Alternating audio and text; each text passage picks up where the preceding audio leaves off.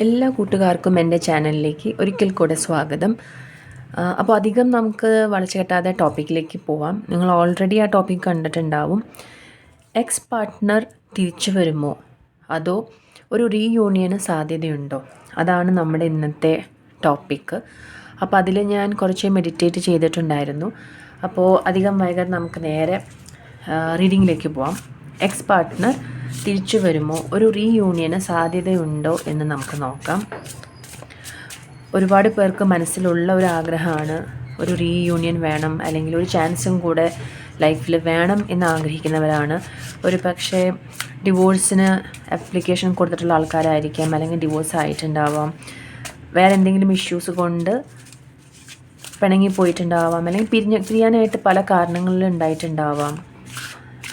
പക്ഷെ മനസ്സിലിപ്പോഴും സ്നേഹം സൂക്ഷിക്കുന്ന ആൾക്കാരുണ്ടാവുമല്ലോ.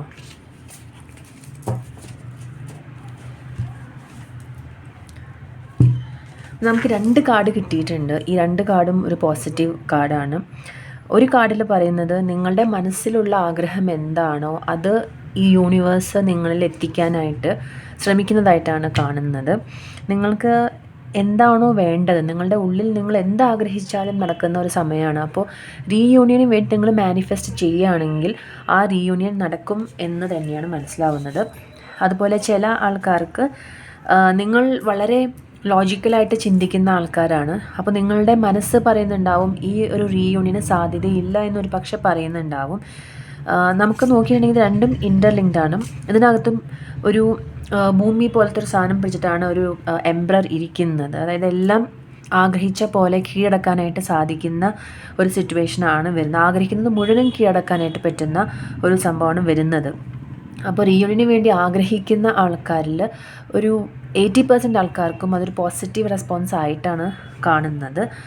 പക്ഷേ ഈ ഒരു കാർഡ് എടുത്തപ്പോൾ ഇതിനകത്ത് ഒരു കാര്യം എന്താണെന്ന് വെച്ചാൽ, ഓട്ടോമാറ്റിക്കായിട്ട് വരുന്നതിലും കൂടുതൽ നിങ്ങളുടെ ഭാഗത്തു നിന്നുള്ള ആക്ഷൻ അനുസരിച്ചിട്ടായിരിക്കും റീയൂണിയന് ഒരു സാധ്യത കാണുന്നത്. നിങ്ങളുമായിട്ട് ലീഡ് ചെയ്യേണ്ട ഒരു സിറ്റുവേഷൻ അവിടെ കാണുന്നുണ്ട്. ചിലപ്പോൾ നിങ്ങളുടെ ഭാഗത്തുള്ള മിസ്റ്റേക്ക് കാരണമായിരിക്കാം ഈ ഒരു ബന്ധം മുറിഞ്ഞു പോയത് അല്ലെങ്കിൽ വേർപെട്ട് പോയത്. അപ്പോൾ നിങ്ങളുടെ ഭാഗത്ത് നിന്നുള്ളൊരു അപ്പോളജി അല്ലെങ്കിൽ ഒരു ക്ഷമാപണം ആവശ്യമായിട്ടുണ്ട്. എന്നാൽ മാത്രമേ ഈ കാർഡ് പറയുന്നത് അങ്ങനെയാണ്. അപ്പം ഈ റീഡിങ് എടുത്തപ്പോൾ ചില ആൾക്കാർക്കെങ്കിലും നിങ്ങൾ ഭാഗത്ത് മിസ്റ്റേക്ക് ഉണ്ടായിട്ടുണ്ടെങ്കിൽ, നിങ്ങളായിട്ട് എന്തെങ്കിലും സംഭവിച്ചിട്ടുണ്ടെങ്കിൽ അതിന് നിങ്ങളായിട്ട് തന്നെ സംസാരിക്കാനോ ഒരു എഫേർട്ട് എടുക്കേണ്ടതായിട്ടോ ആവശ്യമുണ്ട്. പക്ഷേ ഈ കാർഡിൽ നമുക്ക് കാണുന്നത് കുറേ പേർക്ക് താനെ വേൾഡ് ആയിട്ട് തന്നെ അല്ലെങ്കിൽ യൂണിവേഴ്സ് ആയിട്ട് തന്നെ ഓട്ടോമാറ്റിക്കായിട്ടൊരു റീയൂണിയൻ വരുന്നുണ്ട്. നിങ്ങൾക്ക് വേണ്ടതെല്ലാം ഈ ഒരു യൂണിവേഴ്സ് നിങ്ങളിലേക്ക് എത്തിക്കുന്നതായിട്ടാണ് കാണുന്നത്. നമുക്ക് ഇനിയും ബാക്കിയുള്ള മെസ്സേജസ്, യൂണിവേഴ്സ് നിങ്ങൾക്ക് തരാനുള്ള മെസ്സേജസ് എന്താണെന്നും കൂടെ നമുക്ക് നോക്കാം. റീയൂണിയന് പോസിറ്റീവ് റീഡിംഗ് ആയിട്ടാണ് ഇന്ന് കാണുന്നത്. അപ്പോൾ ഈ വീഡിയോ കാണുന്ന കുറേ പേർക്കെങ്കിലും റീയൂണിയനുള്ള സാധ്യതയുണ്ട്. എക്സ് പാർട്ട്ണർ തിരിച്ചു വരുന്നതായിട്ട് കാണുന്നുണ്ട്. പക്ഷേ മിസ്റ്റേക്ക് നിങ്ങളുടെ ഭാഗത്താണെങ്കിൽ നിങ്ങൾ തന്നെ അതിൻ്റെ ഒരു ഇടപെടൽ നടത്തണം, അല്ലെങ്കിൽ അതൊരിക്കലും ശരിയാവില്ല. കാരണം എല്ലാവർക്കും അവരുടേതായിട്ടുള്ള ഈഗോ ഉണ്ട്. അപ്പോൾ നിങ്ങളുടെ ഭാഗത്താണ് മിസ്റ്റേക്ക് എങ്കിൽ നിങ്ങൾ ഒരു മുൻകൈ എടുത്ത് സംസാരിക്കാനായിട്ട് ശ്രമിക്കണം.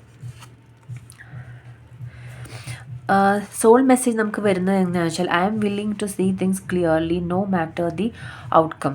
അപ്പോൾ നമ്മളുടെ ഔട്ട്കമ്മിനെ ബേസ് ചെയ്തിട്ടല്ലാതെ നമ്മൾക്ക് കാര്യങ്ങളുടെ ഒരു ക്ലാരിറ്റി നിങ്ങളുടെ മനസ്സിൽ ഇപ്പോൾ ഉണ്ടാവും, എങ്ങനെ ചെയ്യണം അല്ലെങ്കിൽ എന്ത് ചെയ്യണം എന്നുള്ളത്. അത് ഔട്ട്കം ബേസ്ഡ് അല്ല. നമ്മൾ ഇപ്പോൾ എന്താണ് പ്രസൻറ്റ് ടെൻസിൽ പോസിറ്റീവായിട്ടിരിക്കുക. എങ്ങനെ വരുന്നോ അത് അങ്ങനെ തന്നെ ആക്സെപ്റ്റ് ചെയ്യാനുള്ള ഒരു മനസ്ഥിതി നമ്മൾ കാണിക്കണം. എങ്ങനെ സംഭവിച്ചാലും അത് ദൈവത്തിൻ്റെ ഒരു ഹിതമാണ്. അപ്പോൾ അതങ്ങനെ നമ്മൾ യൂണിവേഴ്സിന് സറണ്ടർ ചെയ്യുക, അല്ലെങ്കിൽ ദൈവത്തിൽ സറണ്ടർ ചെയ്തിട്ട് ആ ഒരു വിശ്വാസത്തിൽ നമ്മൾക്ക് പോകണം. നിങ്ങൾക്കെല്ലാം ക്ലിയറായിട്ട് കാണാനായിട്ട് സാധിക്കും. നിങ്ങൾക്ക് മനസ്സിലാവുന്നുമുണ്ട് എങ്ങനെയാണ് നടക്കാൻ പോകുന്നത്. കുറേ പേർക്കെങ്കിലും അറിയാം എങ്ങനെയാണ് നിങ്ങളുടെ ലൈഫ് പോകാൻ പോകുന്നത്, ഈ ഒരു റിലേഷൻഷിപ്പിൻ്റെ ഭാവി എങ്ങനെയാണ്, തിരിച്ചു വന്നാൽ എന്ത് സംഭവിക്കും, എല്ലാം നിങ്ങൾക്കൊരു ക്ലാരിറ്റി ഉണ്ട്. പക്ഷേ ഒരിക്കലും ഔട്ട്കം ബേസ്ഡ് ആയിരിക്കരുത്. ഇങ്ങനെ ചെയ്താൽ അങ്ങനെ സംഭവിക്കും, അങ്ങനെ ചിന്തിക്കാതെ എങ്ങനെയാണോ നമ്മുടെ മനസ്സിൽ തോന്നുന്നത് ആ രീതിയിൽ നിങ്ങൾ പ്രവർത്തിക്കണം എന്നുള്ളതാണ് സോൾ മെസ്സേജസ്.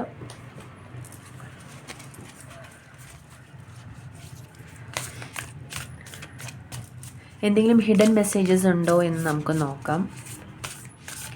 എന്തെങ്കിലും മിസ്റ്റേക്കൽ അല്ലെങ്കിൽ ഒരു മിസ്റ്റീരിയസ് ആയിട്ടുള്ള മെസ്സേജ്, നിങ്ങൾക്ക് അറിയാതെ പോയ എന്തെങ്കിലും കാര്യങ്ങൾ ഈ റിലേഷൻഷിപ്പിലുണ്ടോ എന്ന് നമുക്ക് നോക്കാം.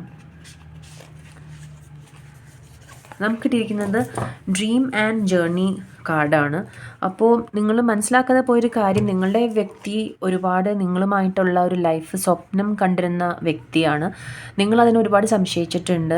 സ്നേഹമില്ല, അല്ലെങ്കിൽ നിങ്ങൾ തമ്മിലുള്ള ആ ബന്ധത്തിൽ ഒരുപാട് വിള്ളലുകൾ നിങ്ങളുടെ പാർട്ട്ണർ കാരണമാണ് സംഭവിച്ചത് എന്ന് നിങ്ങൾ ഒരുപാട് പേര് ചിന്തിച്ചിട്ടുണ്ടാവും. പക്ഷേ കാർഡ് പറയുന്നത് ഒരിക്കലും അങ്ങനെ ആയിരുന്നില്ല. നിങ്ങളുടെ വ്യക്തി നിങ്ങളുമായിട്ടൊരു ലൈഫ് ഒരുപാട് സ്വപ്നം കണ്ടിരുന്നു. നിങ്ങളുമായിട്ട് ഒരുപാട് കാലം ജീവിക്കണം, അല്ലെങ്കിൽ ഒരു വിവാഹം കഴിച്ച് കുട്ടികളൊക്കെ ആയിട്ട് ഒരുപാട് കാലം സുഖമായിട്ട് ജീവിക്കണമെന്ന് വിചാരിച്ചിരുന്ന ഒരു വ്യക്തിയായിരുന്നു. പക്ഷേ ഇപ്പോൾ ഒരു ബ്രേക്കപ്പ് അല്ലെങ്കിൽ ഒരു നോ കോണ്ടാക്ട് സിറ്റുവേഷനിലേക്ക് എത്തിയിരിക്കുകയാണ്. അപ്പോൾ അത് നിങ്ങൾ എന്താണ് ചെയ്യേണ്ടതെന്ന് നിങ്ങൾ മനസ്സിലാക്കണം. നിങ്ങളുടെ വ്യക്തിയെ നിങ്ങൾക്ക് നന്നായിട്ട് അറിയാം. നിങ്ങളുടെ ഭാഗത്താണ് മിസ്റ്റേക്ക്. ഞാൻ പിന്നെയും പറയുകയാണ്, നിങ്ങളുടെ ഭാഗത്ത് മിസ്റ്റേക്ക് ഉണ്ടെങ്കിൽ അത് നിങ്ങൾ റെക്ടിഫൈ ചെയ്യണം. കാരണം നിങ്ങളുടെ വ്യക്തി നിങ്ങളെ ഒരുപാട് ഇഷ്ടപ്പെട്ടിരുന്നു എന്ന് വേണം മനസ്സിലാക്കാനായിട്ട്. നിങ്ങളുടെ ഭാഗത്താണ് തെറ്റെങ്കിൽ, നിങ്ങളുടെ ഭാഗത്തല്ല തെറ്റെങ്കിൽ ഓട്ടോമാറ്റിക്കായിട്ട് യൂണിവേഴ്സ് തന്നെ നിങ്ങളിലേക്ക് ആ വ്യക്തിനെ എത്തിക്കുന്നതാണ്.